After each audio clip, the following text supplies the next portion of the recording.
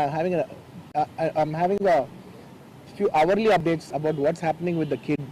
అబ్బాయి సీటేజ్కి every few అవర్స్కి ఏమవుతుంది అప్డేట్లో ఉన్నాను.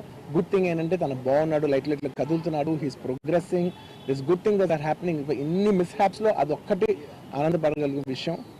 అండ్ మెయిన్ రీజన్ ఇవాళ ఈ ప్రెస్ మీట్ పెట్టడానికి మెయిన్ రీజన్ అంటే, ప్లీజ్ నేను ఎవరిని బ్లేమ్ చేయట్లేదు.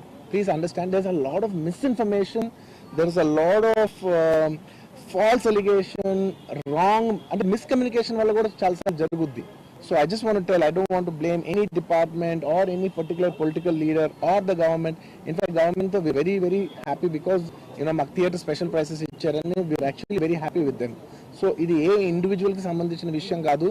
I just want to address everybody that there's a lot of misinformation. నేను ఇలా బిహేవ్ చేశాను, నేను అలా అన్నాను, నేను ఇలా చేశాను అనేది రాంగ్ ఎలిగేషన్స్ పడేసరికి I'm feeling extremely, how do you say,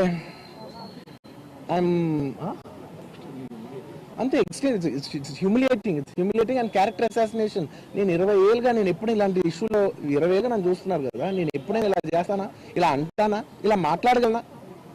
అలా అన్నప్పుడు చాలా బాధ వేస్తుంది. ఎందుకంటే ఓకే అది ఫ్లోలో చెప్పచ్చులే, అది ఇట్స్ ఓకే. ఎనీవేస్ జరిగిందంతా మాత్రం చాలా, there is a lot of wrong information going on, there is a lot of misinformation, lot of false allegation.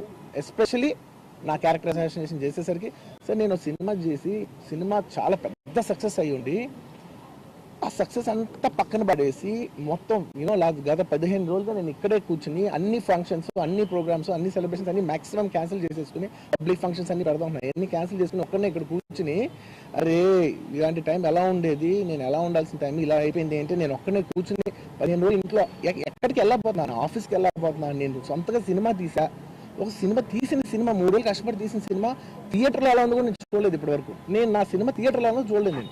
And that's my biggest education. మీరు రాబోయే సినిమాలు నేను ఎలా తీయాలి, ఇట్స్ మై లెర్నింగ్ కర్వ్. నాకు చాలా ఇంపార్టెంట్ నేను థియేటర్లో చూడటం, నేను నేర్చుకుంటాను సినిమాని. నేను మీకు నెక్స్ట్ ఇవ్వాలంటే సినిమా, నేను అలాంటి, నేను ఏం చెప్తున్నానంటే ఇలాంటి టైంలో కూడా నేను ఒకనే ఇంట్లో 15 రోజులు కూర్చుని అరే ఇట్స్ ఓకే అయ్యేది అయింది, ఇట్స్ ఓకే మన తప్పేం లేదు అంటే డైరెక్ట్ ఇన్వాల్వ్మెంట్ లేదు. నా ప్రెమిసెస్ లైన్ కాబట్టి I am extremely apologetic for what has happened. అలాంటిది ఇలా 15 రోజులు కూర్చున్న తర్వాత మీరు ఇలా అన్నారంట, మీరు అలా అన్నారంట, కాళ్ళు చేతులు ఇరిగిపోతే పర్లేదు అన్నారంట అంటే డెఫినెట్లీ చాలా బాధ వస్తుంది. అందులో ఏంటి, ఒక నేషనల్ మీడియా ముందు ఇలా మాట్లాడతాం అనేది నా క్యారెక్టర్ అసాసినేట్ చేశాడు కదా దేశం ముందు. అరే నేను కష్టపడిందే ఈ 3 ఏళ్ళు తెలుగు, నా ఆడియో ఫంక్షన్ కూడా నేనేమన్నాను, నా సినిమా చూడండి అది అన్నాను, నేనేమన్నాను, అరే మన తెలుగు పరువు తీసి ఎక్కడో నిలబెడదామని ఒక అటెంప్ట్తో చేశాను. అలాంటిది నేను అంత ప్యూర్ ఇంటెన్షన్తో చేస్తే, నేను ఇలా చేశాను అలా చేశాను, నా మీద ఫాల్స్ ఎలిగేషన్, నాకు ఎంత బాధ వేస్తుంది. This is personally I mean to nobody, I respect everybody. నేను అసలు ఇదేం పర్సనల్ అటాక్ కాదు, ఏమి కాదు. నేను జస్ట్ నా గురించి ఫామ్ అవుతున్న ఇన్ఫర్మేషన్ పీపుల్కి చెప్దామని, ఇలా జరుగుతుంది, ఇది నిజం కాదు, దయచేసి అర్థం చేసుకోమని చెప్పడానికి. అండ్ ఒక సిరీస్ ఆఫ్ ఈవెంట్స్లో చెప్తాను జరిగిన విషయం. ఏమంటే జరిగిన విషయం చాలా అన్ఫార్చునేట్. నేను గత 3 ఏళ్ళుగా ఈ సినిమా చూసి థియేటర్లో చూస్తేనే నాకు తెలుస్తుంది. అంటే నేను ఇన్ని కోట్లు పెట్టి అమ్మాం కదా సినిమా, నాకు రెస్పాన్సిబిలిటీ ఉంటుంది. సినిమా ఎలా ఉంటుంది థియేటర్లో చూస్తే నా 3 years ఎఫర్ట్, అది జస్ట్ ఒక షో కాదు, నాకు ఎమోషనల్గా అది 3 years ఎఫర్ట్. అసలు ఏమవుతుంది నాకు it's like make or break moment for me. So అలాంటి ఇంపార్టెంట్ పాయింట్లో నేను వెళ్తూ నేను అదే ఆలోచించాను తప్ప నేనేమి ఇర్రెస్పాన్సిబుల్గా గత 20-30 ఏళ్ళుగా నేను అదే థియేటర్కి వెళ్తున్నాను. ఓల్డ్ సినిమాలకి వెళ్ళాను నేను అదే థియేటర్కి, నా సినిమాలు కాకుండా బయట సినిమాలకి వెళ్ళా.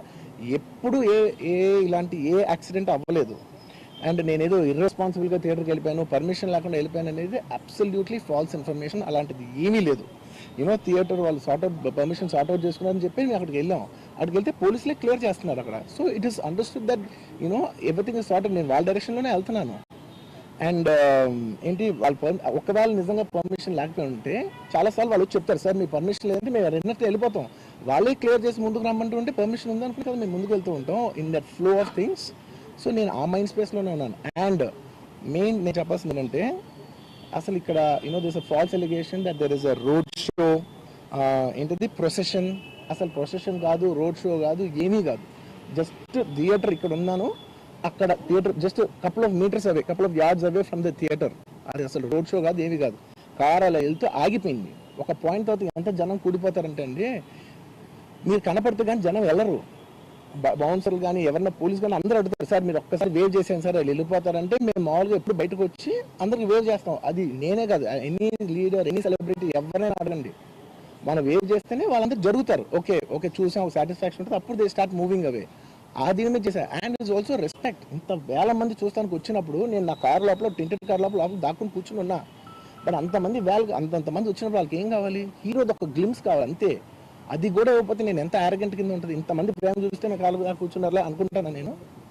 అరే నేను బయటకు వచ్చి ఒక్కసారి వాళ్ళందరికీ thank you thank you thank you thank you please పదండి ఇలా అంటుంటా. మీకు చూడండి నా జస్టిస్ అని చూడండి. ఇలాంటే ఇలా పదండి నేను చెప్తేనే వాళ్ళు వెళ్తారు. అది పోలీసులు కానీ బౌన్స్ కానీ అందరూ మేనేజ్మెంట్ అందరూ అడుగుతారు, సార్ మీరు చెప్తేనే వింటారు, ఒక్కసారి మీరు చెప్పండి అంటే మేము వచ్చి బయటకు వచ్చి ఇలా వేవ్ చేసి ఇలా అంటే వాళ్ళందరూ జరుగుతుంటారు. That is how we went into the theatre. And థియేటర్కి వెళ్ళిన తర్వాత what I wanted to say is that there's a misinterpretation అనుకోండి, మిస్ఇన్ఫర్మేషన్ అనుకోండి, ఫాల్స్ ఇన్ఫర్మేషన్ అనుకోండి, ఏమనుకోండి. It is no road show, it is no procession. Just థియేటర్కి వెళ్తుంటే జనాలు ఎక్కువ బయటకు వస్తే జస్ట్ వాళ్ళు వేవ్ చేసి మళ్ళీ లోపలికి వెళ్ళిపోయి మళ్ళీ థియేటర్ లోపలికి వెళ్ళిపోయాం. అండ్ థియేటర్ లోపల మీ సినిమా చూసిన కొంచెం సేపటికి సార్ నా వర్క్ అసలు ఏ పోలీసు కానీ ఎవ్వరూ నాకు వర్క్ అసలు నాకు కలవలేదు, నాతో ఏం చెప్పలేదు. నాకు చెప్పిందల్లా అది పైగా మా మేనేజ్మెంట్ సైడ్ నుంచి వాళ్ళు మా వాళ్ళు వచ్చి చెప్పింది ఏంటంటే, సార్ బయట ఓవర్ క్రౌడ్ అవుతుంది, మీరు దయచేసి వెళ్ళిపోండి అని చెప్పారు. వాళ్ళ పోలీసు వాళ్ళందరూ బయట చాలా మంది ప్రాబ్లం అవుతుంది సార్, ఓవర్ క్రౌడ్ అవుతుంది, మీరు వెళ్ళిపోండి అంటే నేను వెళ్ళిపోయా. సినిమా స్టార్టింగ్ కొంచెంసేపు నేను వెళ్ళిపోయా.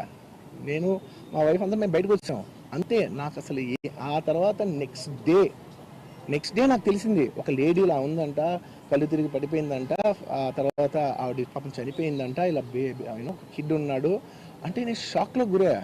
అంటే నాకు తెలియదు అసలు, నెక్స్ట్ డే వరకు నాకు అసలు తెలీదు. I had no idea. ఎందుకంటే నేను నా పిల్లోనే పక్కన పెట్టుకున్నా, నా వైఫ్ నా కొడుకు నా కూతురు థియేటర్లోనే ఉన్నారు. నాకు తెలీదు. నిజంగా అలా జరుగుంటే నాకు తెలుసుంటే నేను వాళ్ళు తీసుకుని వెళ్ళిపోతాను కదా, మినిమం కదా. ఎవరైనా వాళ్ళ పిల్లలు వాళ్ళు తీసుకుని వెళ్ళిపోతారు కదా. నాకు తెలియని కూడా తెలియదు. సరే పిల్లలు వాళ్ళు చూసుకుంటారు, మనం వెళ్ళిపోతే క్రౌడ్ క్లియర్ అయిపోతే, ప్రాబ్లమ్ సాల్వ్ అయిపోతే నేను వదిలేసి వెళ్ళిపోయా. అలాంటిది నాకు తెలిసి కూడా నేను సినిమా చూస్తున్నాను, ఇలాంటి ఫాల్స్ అలిగేషన్స్ వస్తే చాలా బాధ వస్తుంది. పిల్లలు ఉన్నారు సార్, పిల్లలు వదిలేసి వెళ్ళిపోతాను నేను. నాకు నా పిల్లలు అంటే ఎంత ఇష్టం తెలుసు. ఎవరైనా ఉంటారు కదా, తీసుకుని వెళ్ళిపోతారు కదా. అలాంటి నాకు క్లూ కూడా లేదు. నేను ఇంటికి వెళ్ళిపోయిన తర్వాత నేను వెళ్ళిపోయిన నెక్స్ట్ డే నాకు మార్నింగ్ తెలిసి ఇలా చనిపోయారంటే షాక్ అయ్యాను నేను. షాక్ అయ్యి ఇమీడియట్గా నేను బాస్కి ఫోన్ చేశాను, మా బన్నీవాస్కి ఫోన్ చేసి, బాస్ ఇమీడియట్గా హాస్పిటల్కి వెళ్ళి వాళ్ళ కలువు, నేను వస్తానంటే సార్ నేను మొత్తం అక్కడ వెళ్ళి సెట్ చేసి వస్తాను, వాళ్ళందరూ ఎమోషనల్గా ఎలా ఉన్నారు ఏంటో మనం ఫస్ట్ చెక్ చేసుకున్న తర్వాత మీరు దిగాలి, ఒక నిమిషం ఆగండి సార్. వెళ్ళిపోయిన తర్వాత వాసు నేను వస్తానంటే, సార్ మీరు రావద్దు ప్లీజ్, దయచేసి మీరు హాస్పిటల్ రావద్దు, ఇక్కడికి గందరగోళం అయిపోద్ది, నేను నైట్ మీరు థియేటర్కి వెళ్ళారు, ఇష్యూ అయింది,